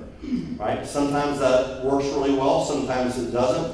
There are groups out there right now that are trying this. And so Paul did, he and Barnabas. They didn't stay together for a real long time. They had they had an argument, didn't they? And then they parted ways and went opposite ways. Traveled to larger cities. Paul was no dummy. He went to where the synagogues were, right, to the Jewish people, right, that he could speak to, right? He knew their language. He knew the way that they thought. And so he used that as a tactic. He just didn't go to some town. He went to places where that not only was there a synagogue there, not only was there a group of people that were likely to hear his message, but they were also trade routes, right, where you had people from all over the Greco-Roman Empire, right, that were there. And so these were tactics that he employed. And then once they got set up shop, they preached at the synagogues. All right? And so in doing so, identified Spirit-filled people. You know the stories: Lydia, Timothy, Silas, Epaphras. Okay, so let's apply strategy and tactics then within ADAM. Okay, this is just a sample, but so one of our objectives might be to resource Cannonball church planting. What's involved? Well, we can come up with lots of different strategic statements, but here's one: to engage suitable candidates to enable the gathering of people who will form a core group for an eventual church plant. So right, so that's just a key thing, right? That apostolic work of gathering people, right? That's what every church planter has to be good at. Okay? And so what are some of the tactics around that? Well, fund ADAM leaders to travel to a seminary and Anglican missional events. Right? Before you ever call a church planter at a diocese level, what do you have to do? You have to identify the planter themselves. So what would we do as a diocese? Bishop Scott's talked to me about this, right? Traveling to the places where there are good, potential, right, church planting candidates. So that costs money. Create missional cohorts with parishes to identify people wanting to support church planting by being missionary themselves in a city, a state, or a region. So did you know all that right? Your particular parish right now may not be planting or may not have plans to plant, but what if you have another ADAM plant that is starting that's near you? What if you took a group of families and you loaned them to the other church plant, right, on loan for a specific period of time to make up that core group? That would be a great tactic to use that doesn't cost a lot of money, but you've got to get those families to commit to doing that for a time, to be missionaries in a new church plant. So you guys get the sense of what I'm saying here, right? It's being creative to sit down with a group of like-minded people, right, and begin to think through, right, what are the strategies, what are the tactics that we need to achieve here to reach this specific goal, this specific objective. Okay, just as a side though, what does a goal need? It needs to be clear, right? It needs to be specific. It needs to be realistic. It needs to be what? Measurable. Right? And so whenever you're doing a plan, right, first of all, identify your goals. Goals or objectives, I don't care what you call them. What are your goals and objectives? What are your priorities? Rank your priorities, right? And then come up with strategies that will start addressing those goals and priorities with the commensurate set of tactics. So this is strategic development, right? And I promise you, the more time you invest with like-minded people to do this is not a waste of time. You will benefit from doing this, right? Sometimes it can be very hard because if you do gather that group of people, there's not always an agreement. You may have agreement on the strategy, but there could be disagreement on, on the priority. Well, we should do this first. No, we need to do this first. But at least you're talking, right, with your leaders, right, and you're working through it. You've lost your visual thing. Yeah, there it goes. Can you see it now? There it is. Okay. Now, strategic development has that word development in it, which always at least adjusts funding.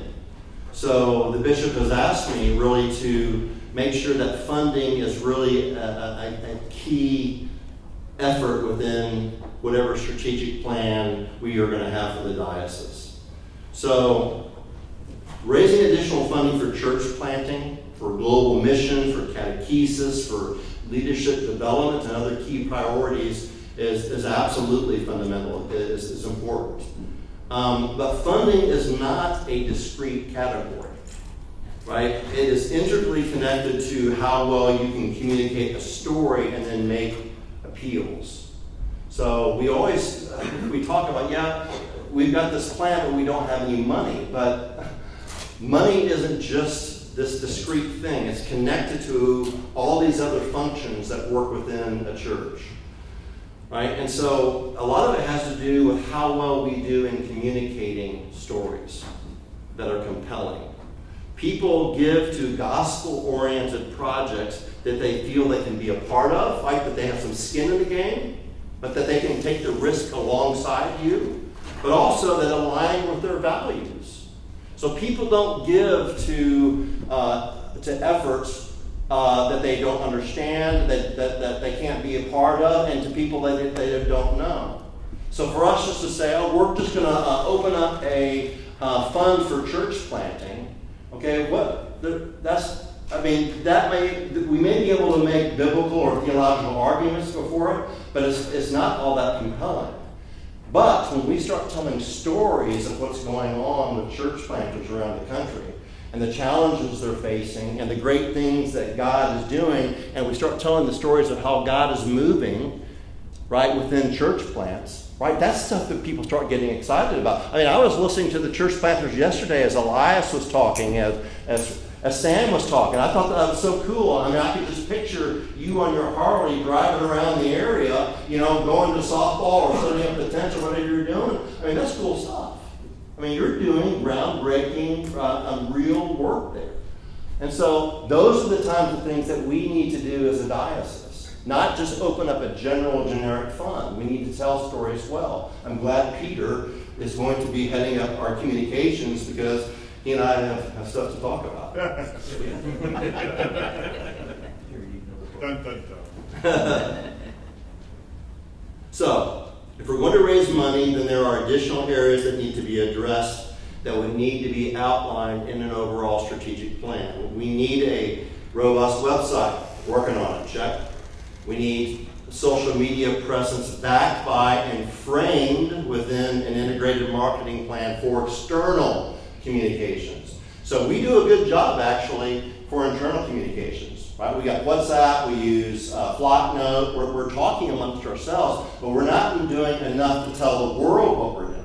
We need more robust external communications that would include some of these compelling stories. There is a need also to develop a communications database. This is just something that we have to do. And you saw the emails that went out, I guess it was April, right, Bishop? That went out, and to ask people to sign up in Flocknote, and we didn't get a whole lot of those sign-ups. But if we're going to do this together, rectors, we need the contacts in your church to give people across the diocese an opportunity to become involved. I know there's been a little bit of pushback on that. I don't understand that. I really don't. Why anybody would have a problem with sharing the contacts with the diocese, but I can tell you, if you give us the contacts, right, it's just an opt-in, right, or an opt-out, maybe a better way to say it. If somebody doesn't want to receive diocesan communications, all they have to do is hit unsubscribe.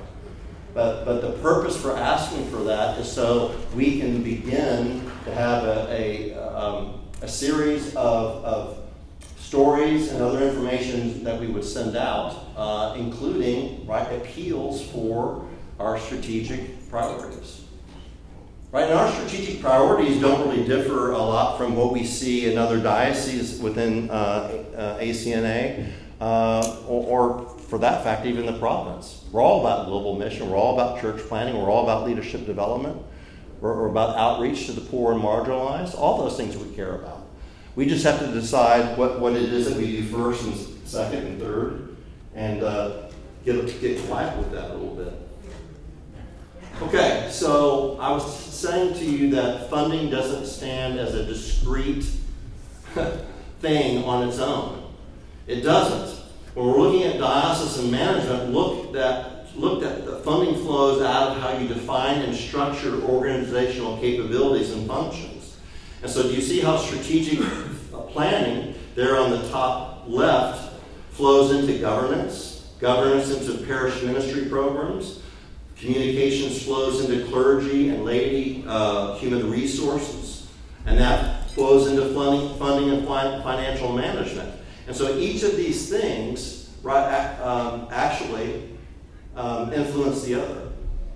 And so when we're talking about funding, right, we need to have a strategic plan that covers these various elements of diocesan operations. Okay, so I'm going to wrap it up here because it's almost 4 o'clock, and I just want to make a few recommendations. Short term. We need to develop a diocesan database. We already talked about that, including migrating content being sent out via Flocknote. Flocknote, for those of you who don't know, that's just the software that we use for the emails that are sent out, and for WhatsApp, behind a password-protected resource pages for download. Okay. Right now, we're sending a lot of information. For instance, we just received the Bishop, what do you call it, the discipleship handbook yesterday. Okay, that's being sent out on WhatsApp. And those things can be behind a password-protected, right, for laity and clergy to sign in and then download the information right off our website. So we need to do that. We need to improve our website. We need to begin developing external communications content, those compelling stories of what God is doing in our church plants right now, where God is moving. And what our initial diocesan priorities are in lockstep with the Evangelism Task Force, in lockstep with the bishop and the canon for church planting, and other leaders whose, I think, opinions and whose input we're going to need. Intermediate term and in parallel, we need to begin a more comprehensive strategic development effort and invite people to be a part of it. So with that, I think I stayed within my time period. Not bad, it's not 4 o'clock yet. I'm just going to open it up to just feedback, questions, comments, anything that you guys want to say.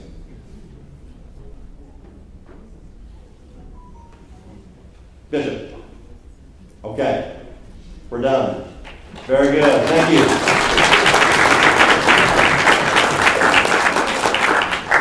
Thank you very much. Appreciate you. I'm afraid to say this, but I'm going to go ahead and try. I think I'm going to be the last voice you hear from. Amen. And that I will excuse you shortly. But first, a couple of announcements. The panel discussion previously scheduled for this afternoon, following the earlier presentation, will be tomorrow after the Reverend John Stonestreet's follow-up presentation. Tonight's Festal Eucharist is at 7. Don't miss it. And if you're participating in the service in one form or another, you need to be here at 6:30. I heard excommunication mentioned for those who aren't here at 6:30. So everybody who's in the service, be here at 6:30. The other thing is, dinner tonight is on your own. Don't show up at the service and say, when are we having dinner? Okay? It's on your own. Now, a couple of words about my friend, the Archbishop, the very Right Reverend Ali Buba Lamido. I want to tell you, this man is a world-class personality. He is a significant individual. He was born in 1959, became a parish priest in 1993, was elected the first bishop of Wusasa Diocese Church of Nigeria in 1997, became the first elected dean of the Church of Nigeria. That's no small position to have. In the Church of Nigeria in February 2018, a position he held for a 5-year term. He was also elected the Archbishop of the Ecclesiastical Province of Kaduna. The Archbishop, Metropolitan and Primate of all Nigeria, the Most Reverend Dr. Henry Ndukuba, described Archbishop Lamido as a man whose election was divine and uncommon, as Archbishop Lamido was the only bishop in the Church of Nigeria Anglican Communion from the Fulani tribe, the only one. All right, that's all I'm going to say about that. But what I want to say that you probably won't know is that Archbishop Lamido has been targeted for death in Nigeria for most of the past 30 years by virtue of his faith in our Lord and Savior Jesus Christ. And by God's grace, as you can tell, he is still alive and well. He is walking and sharing with us. Now, when I say actively targeted for death, I don't mean somebody got bent out of shape about his preaching and decided to throw some paint on him or something. I mean groups, organizations, tribes have actively targeted him for death. 30 years. 30 years of not running, but being careful. And I mean the kind of careful that if you overlook some basic principle of planning, you pay with your life. He has sacrificed family. He has sacrificed personal convenience. He has sacrificed much for the work of the gospel. Archbishop Lamido, we give thanks to God for your life's work and ministry, for your incredible Christian witness in the face of constant life-threatening peril, and for all the sacrifices you have made in the service of our Lord and Savior. And again, we express our most sincere condolences for the passing of your mother just a couple of days ago. Now, it may not be appropriate. Well, let me tell you about my anecdote. This is how I met the man. This is back when this diocese still belonged to the Church of Nigeria. And there was a meeting. I don't even remember where the meeting was. It may have been in Houston. Is that where it was? Okay, it was in Houston. It was in this big, imposing kind of a conference room. And on the right side were all the muckety-mucks from the ACNA, and on the left side were all the muckety-mucks from the Church of Nigeria, okay? And this was an issue that affected our diocese that was being discussed, and a vote was being taken, and the vote of our diocese was critical to the resolution, to the solution of whatever the issue was. And I'm speaking truthfully, I don't remember what the issue was.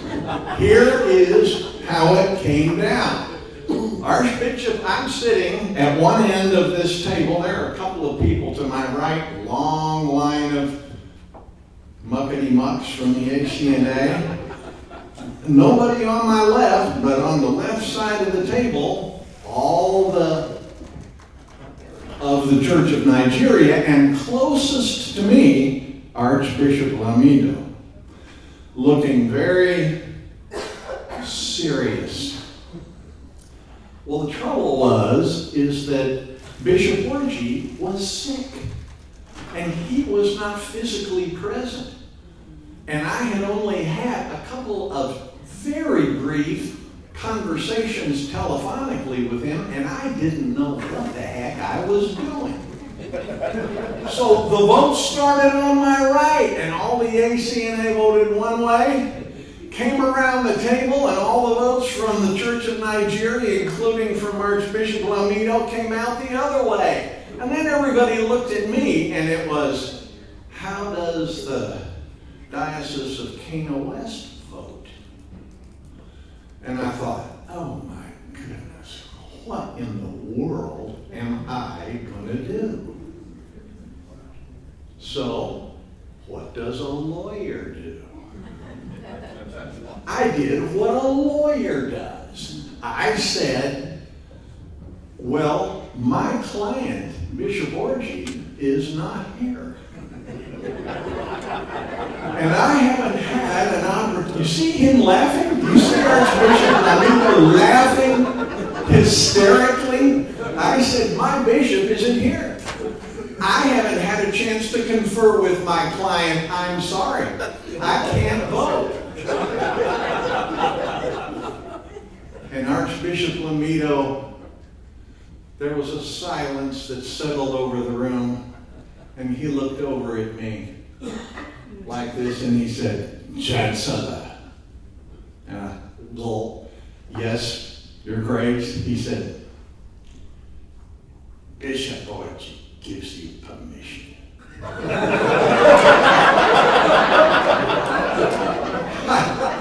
Do you remember saying that? Okay, so he says, Bishop Orgy gives you permission. Now, what do we know? We, in good Anglicans, know that we submit to those in godly authority over us, right? I knew that Bishop Orgy had been mentored by Archbishop Lamido. I know Archbishop Lamido was in godly authority over Bishop Orgy, and also both of these men were in godly authority over me. And so all this that I'm going to describe for you in the next minute took place in about that fast. One of those, time is frozen. Oh my gosh, what am I going to do now? This man, everybody expects to hear from me. This side of the table wants to eat me. This side of the table, is about to get really upset and cause problems for Bishop Orgy and me. What am I going to do? If I go ahead and vote, am I going to be disbarred? Is somebody going to sue me? Am I going to be presented for some kind of an ecclesiastical trial? What's going on? I didn't know what to do. But I finally decided, you know what? When in doubt, be guided by the Spirit. And the Spirit told me, if Archbishop Lamido said, Bishop Orgy gives you permission, well, then I accepted that permission as though Bishop Orgy had given me permission. And without missing a beat, it kind of went down like this. Archbishop Lamido said, Chancellor, Bishop Orgy gives you permission. And I said, then to vote, this diocese votes this way. Bam, case closed, end of story, mission. Problem aborted, problem solved, move on down the line. So I just will never forget that, Archbishop Lamido. And let me tell you, this man loves to laugh. He is not a pompous individual. I encourage each of you individually, each and every one of you, take a chance, not a chance, it won't be a chance, but take the chance you have while he is here. Shake his hand. Look at him in the eye. See the twinkle. He's always looking for a way to laugh and make you feel better and make you laugh. And I just think this is a spectacular man and friend of this diocese. And I'm thrilled to death that you are seriously pursuing becoming a citizen of the United States. What a wonderful asset you will be to this country, assuming we get that done. I'd kind of like to be at your swearing-in ceremony. So